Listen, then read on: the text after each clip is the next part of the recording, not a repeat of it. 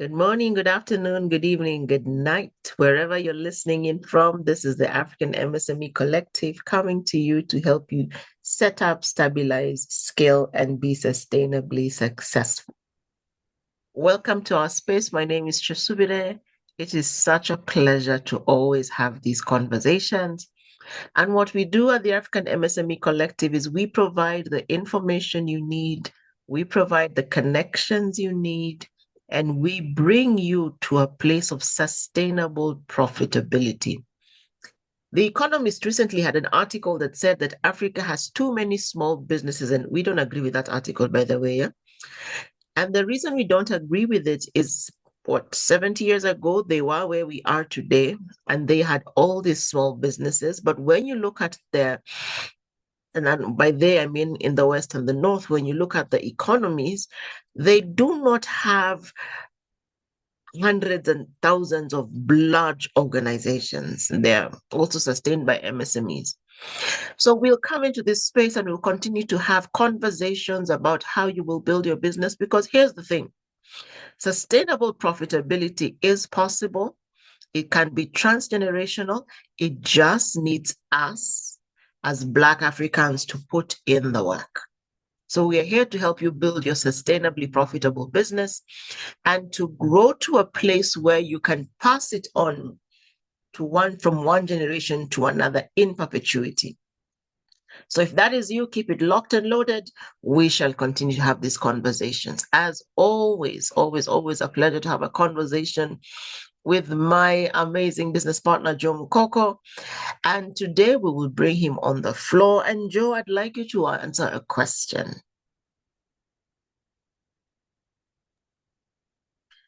What's your take on the Economist's article about small businesses?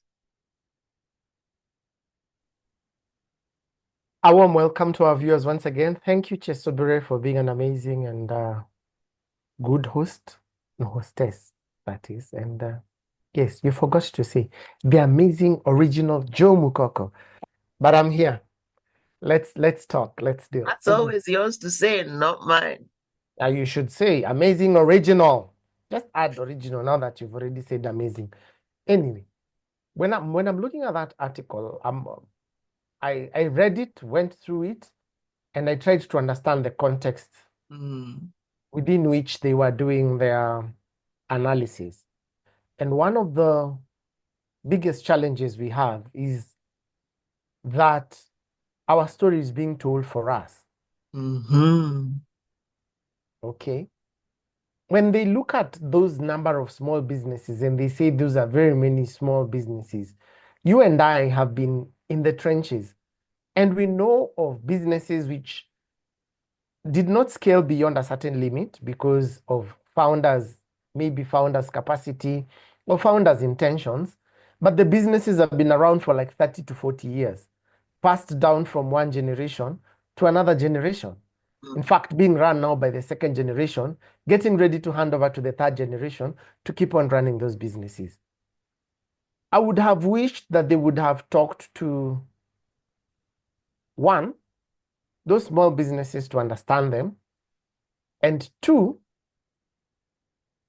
enterprise support organizations and business development organizations to get a better context of the African business. If you look at how we run businesses all the way from North Africa to South Africa, similar. Okay. And those small businesses that these people call small are the ones that keep these economies going. They come with their multinationals, no problem. The small businesses feed off the multinationals. One day they wake up and go. How do they expect the people to survive, to follow them to where it is they came from? No, the small businesses have to keep on running. And I think now with the revival that is going on across Africa in terms of the economy, in terms of supporting the small businesses, we will see a difference in terms of impact, in terms of employability, in terms of even economic growth. That's my take. Back to you. Thank you. I love what you said, that the story is being told from their perspective, and we've not heavily inputted into that conversation, which then segues us into our conversation, because we've been talking about documentation. And what I'm hearing is we have a poor documentation system as a people, because part of storytelling is documenting what we're doing, where we've come from, and all that. So, last question before we start our topic. Was there a time you thought you had a complete documentation system in place and then you discover, Allah, there's nothing? We've not documented anything. I wouldn't say there was nothing. There was something, but it was not organized. Mm.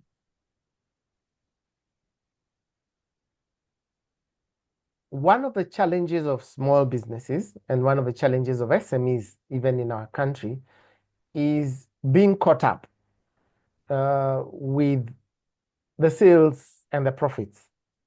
And why do we say that? At times, because the money is coming in, because we are running profits, there is revenue being generated. We are like, if it is working, why are we stopping? Why are you documenting? See, this has been working all along, and it continues to work until the day it can't work. So that was the biggest challenge for us. And we realized when we were selling to institutions, yes, we had the contacts of the point person, but we didn't have contacts of the decision makers, because when we had our first initial meetings with decision makers, they send you to the contact person. But then these contact people keep on moving. Now, what we learned from that exercise was to make sure that we have better customer information for improved decision making. And that way, even when we are profiling our demographics, we are profiling our new product or service introduction, we are better placed to get insights. We are not the only people talking to decision makers. Others are also talking to decision makers. How do we capture their feedback to make our pitching more successful? Thank you. Back to you. That's a good place to start, because the last time we talked about documentation, we're talking about it is the collecting of data that we can then analyze to improve everything about the business. And data always segues into storytelling, whichever way you look at it. So it's collecting your numbers in terms of sales, it's collecting your customer information, it's collecting your marketing efforts and the impact online, it's telling the founder story, how you started, it's envisioning your teams. It's just documentation is all encompassing. So why don't you share some benefits of documentation with us? Because if it's all encompassing, then they must be good at bringing into the ecosystem. Allow me to give 4 so they can come in for the next video for the other 2 plus tips. Mm-hmm. 1, you'll be able to streamline your processes and workflows. Remember, we do all these things for the benefit of the customer. Mm-hmm. If we are able to streamline our processes and workflows, it means we'll be a better organized business. And focus on the customer will ensure customer gets value. You know, keep on talking about value proposition, your USP, your MVP, your all those PPs and VVs, you know, all those things, abbreviations that we use. They're all supposed to be for the benefit of the customer. By streamlining, then you're better organized. If you're better organized, it means, secondly, you will be able to make decisions better and faster. Remember, we have the data, depending on where you're coming from. It's supposed to help us improve. We've streamlined the processes. We've discovered, hey, this is costly. This is a delay to the customer. We are wasting more. By doing that, then our efficiency goes up. We become better at what we are doing. The value is enhanced. both to the customer and to ourselves. Repetitive tasks make you an expert at what you do. If you do not have the data to improve your next day, improve your processes, you'll be in trouble. Then your business wants to grow. You have better insights to scale your business. You will play the scenarios A, B, C, D, even if they're in your head, at least you have information to help you improve. And by documenting, I had said I'll give for, let me add one more. You're able to communicate to your team members and stakeholders where you want to go. Remember, you're able to, like, one of the things we discovered that time when we're in the logistics business was if we have insights, we'll share with the drivers and we'll be able to show them, this is your fuel consumption the last 1 month on all your 10 trips to Mombasa and back. Here, you used more. Here, you used less. What was the challenge here? Why did we use more? Here, why did we use less? Then they're able to improve. Like, don't leave the truck driving unnecessarily. Don't try to overspeed when you have a lot of load. It will put a strain. Your fuel consumption will go up. And things like that. For a small business, allow me to use the shops that have mobile money agents and all these other things that they sell. Then whoever you've left there will be able to see. We've documented. Last month, we made a profit from mobile money. This month, we've not made a profit from mobile money. Last month, we lost. These were our sales. This is our revenue. What happened in between? Let's go back to the daily records. We sold this, either stock got lost or we sold it at a price that was not supposed to go. So they also know I cannot go below this price, because if I go below this price, then the company has a problem. Thank you. Back to you. Thank you.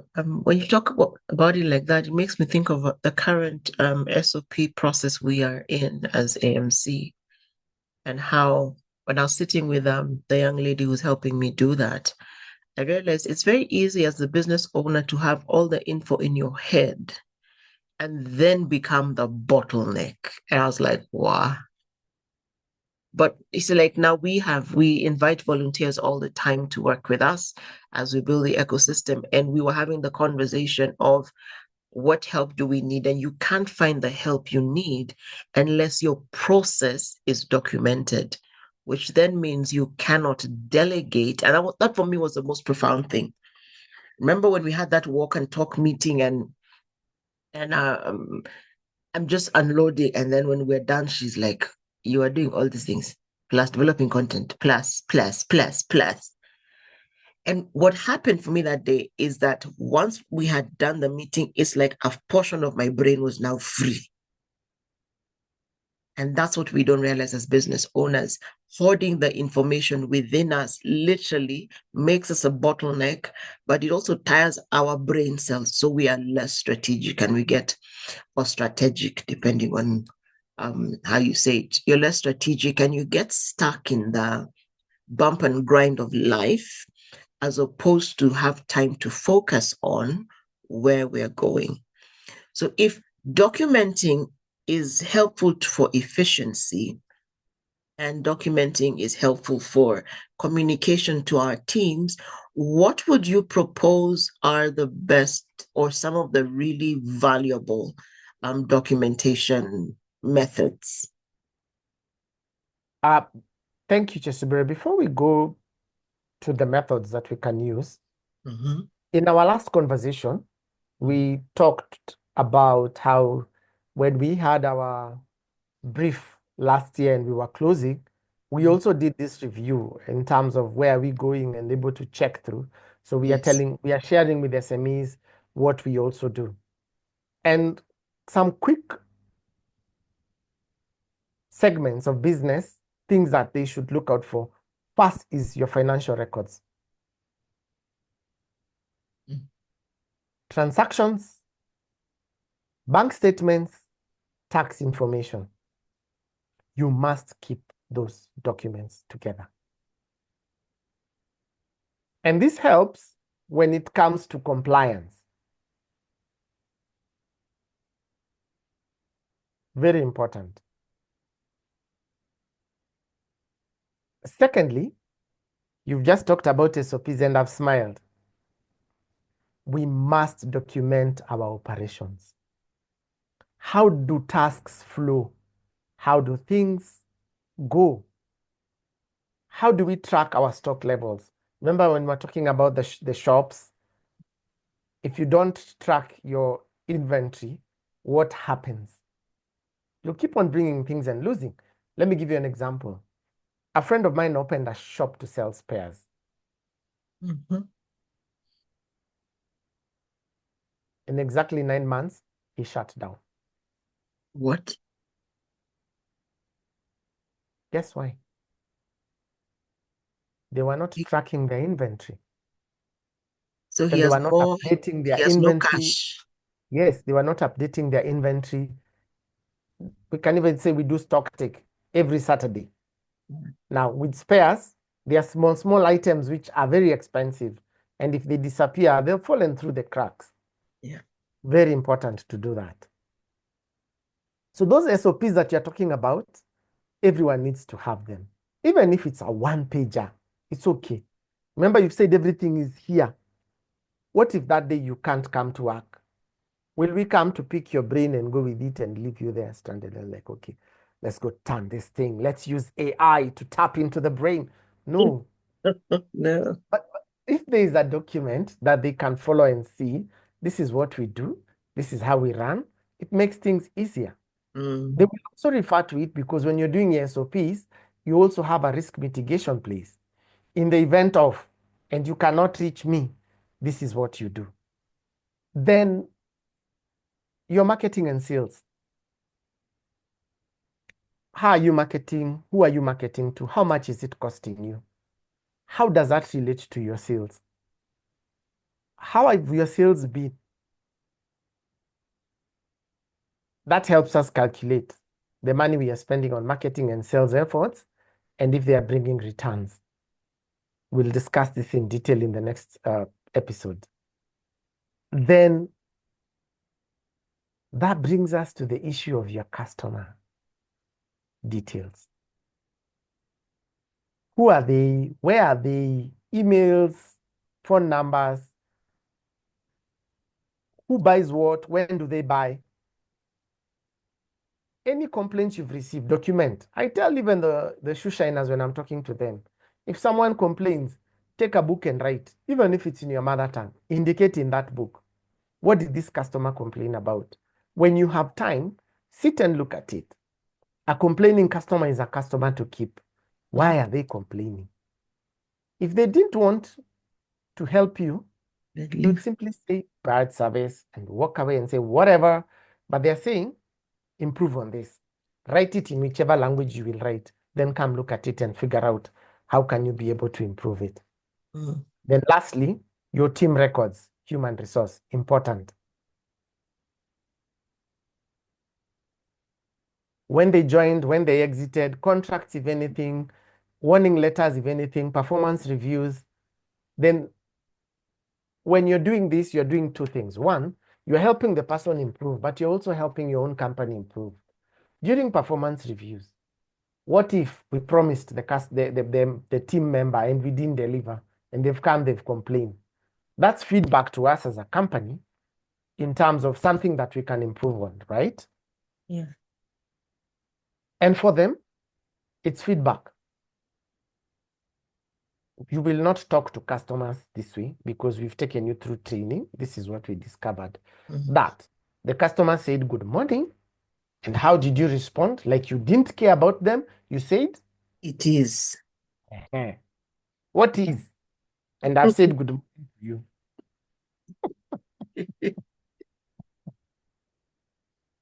Back to you, Kyesubire. That's so hilarious. It's absolutely hilarious because it makes sense. And when we're talking about putting in the right systems and structures. You cannot systemize something that you don't know what it is. So let's say we're trying to put in, like we were putting in systems around how our content is developed and delivered post session. And then you find that you go to the next session and guys are like, we can't find the content for the last session. So what you've already done, you've destabilized people. And it's these little things, the Bible talks about the little foxes that come to destroy the field. These become the little foxes. And I think it was Samson who gathered up 200 foxes and tied torches to their tails and let them loose in somebody's land. That's the experience we will have if we don't document. And many times when you think about documentation, we're all thinking about photography for the event. We're talking about videos, but there's so much more beyond that. That is just like the marketing angle of it. So methods, do you have methods you can share? Tools, tips? I was about to tell you it is. Yes, a few things. That one, we will not stop laughing about it. Let's start with the most basic. If you do not have access to digital platforms, use notebooks. You're saying you don't want to use computers? Fine. Use notebooks. A lot of work. Record your daily sales, look at it. Record your monthly activities, look at it. Have a book for complaints.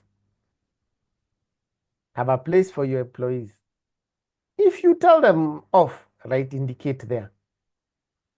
That is for those who do not have access to digital platforms or do not want to access digital platforms. There are also people who are like, oh, my information will be out there. Okay, I'm sorry. Yes, at times it leaks, like yesterday when we had a government data breach. Then keep it somewhere. You want to keep it to yourself, record it. When we are coming to visit you and talk to you, you don't tell us, I think I did. I think I went. I No, can't find it. I can't find it. Why? Record. Mm. For your statements, because you do not want to keep them in a digital format, file them. They'll always be needed when you want to scale and you want to go to the bank for a loan, or when your accountant is coming to help you. For receipts, keep them. A friend of mine was making me laugh last week. He's discovered how to use AI to make the lives of his customers very simple. Receipts, take a photo, it's an app, it uploads, it goes. At the end of the month, the software runs all those things, changes them into CVS files, and is able to make the accounting process flawless. I was like, wow. So if you do not want to do that, file them. Now let's come to, we have to leverage on tech. This year we talked about it. You can use Excel, Google Sheets for your financial data, for your customer information, for your inventory, for your customer relationship management. You can use softwares if you want to. Then you can also use Google Docs to, like, a daily record of what's going on, feedback, complaints, all those things, you can feed them there. If you can afford, invest in software like Zoho, QuickBooks, Zero, what else is there? I think Odoo, all those things are there. You can invest in that. If you're a bit high tech, you have a bit of more money to spend, you can employ project management tools. Asana is excellent. Trello is excellent. With Asana, you can even collaborate and you'll be able to organize your workflows, your deadlines, and tasks. Then store your documents in digital platforms. Google Drive, Dropbox. Google Drive is excellent because you can call it anywhere. For example, if I am in Kakamega and you call me and you'd like us to review a document, you see, even if I don't have my laptop, I will simply log on to the Google Drive. You won't even need to know I'm in Kakamega next to my sugarcane plantation, and we review what we need to review. Thank you. Back to you, Kyesubire. Now we know you have a sugarcane plantation. Where I come from in Kakamega, even half an acre is a plantation, so don't joke. Thank you. Back to you. I think there's something you said that really makes sense. I'll give two examples. In my hood, there's a shop where we buy groceries In from. your hood. In my hood, there's a shop where we buy groceries from, and you by and large pay by M-Pesa. But they have a note, they have a big a 2-quire counter book where they actually note daily sales. On it's interesting to watch them. They itemize. So like let's say I buy pawpaws, tomatoes, and they itemize plus price here. Then on this column is your total, and the next column is whether you pay. There's a column for M-Pesa, there's a column for cash. So at the end of the day, they tally. The shop next to them is a chemist, and how they do theirs is they use cash sale books because it automatically has the ink. So it's in duplicate, and then at the end of the day, they enter all this stuff into standalone POS system. It's interesting when you see their deliveries come because they receive deliveries from multiple suppliers. They take the invoice, tick, tick, tick, tick, against the order. By the end of the day, they input all the purchases into the POS. So it was interesting because they are really small establishments. Then when I asked the owner why, she said, I need to make X a day, which means I need to be able to track what moves fastest, what moves slowly. So on Christmas Day, she was open, which was great because I needed to go and do some shopping. And I asked her, you're not closing? She's like, these were her words. Nifunge nikufe. I close, I die. But then she said, the trend is on Christmas Day, you sell painkillers, you sell, she already knows what she needs to stock up on. So on the 23rd, she buys that stock for 25th. And guys, they're carrying these things as they're going to party because they know what they will do over there and they know what they will need. So they'll carry antacids, they'll carry, they'll carry painkillers. And she was saying on Christmas Day, she can actually sell up to 2,000 shillings worth of that stuff, right? So that's the power of documentation, because then you know what products move, what products don't move. You're able to assess your seasons and your cycles. You're able to prepare in advance, and you're able to file taxes. Yani, that thing called taxes. But don't worry, to each his own. You give to Caesar what is Caesar, so we pay the taxes. But the easier way to prepare for your taxes is to document. I actually personally, I do a notebook. So I do a notebook through the day.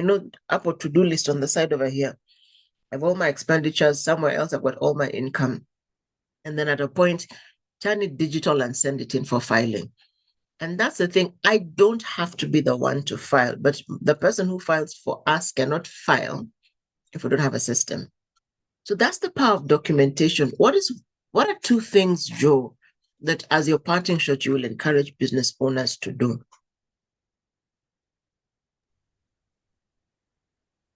Allow me to use the words of one of the businesses that I coach. Mm-hmm. He says, you must defend your core. Mm. Your core is your reason for being in business. You must defend it. We've been talking about purpose in January and how we can make it better for ourselves and for our businesses. Understand your reason for being in business, then document that reason for being in business. It will help you be a better person. Thank you. A profound note. You must defend your core and your core is the reason you're in business or the reason you exist. Exactly. Our question to you is, what haven't you documented that you need to document? What have you documented badly that you need to correct and document properly? And what systems do you need to put in place that will take the thinking, the day-to-day, what's the word? Routine thinking off your desk and onto the desk of your team? Because as a business leader, you're only as effective as you are strategic. So if you're not strategic and you're just caught here in the daily bump and grind, then you are not growing your business. And remember, we're here to help you build your business so that it is sustainably successful. So that is our clarion call to you. You must defend your core. And the defense of your core starts by knowing what is in your ecosystem. So let's go out and figure out, is our documentation system enough? Is it working? Do we need to adjust it? What's going on around us?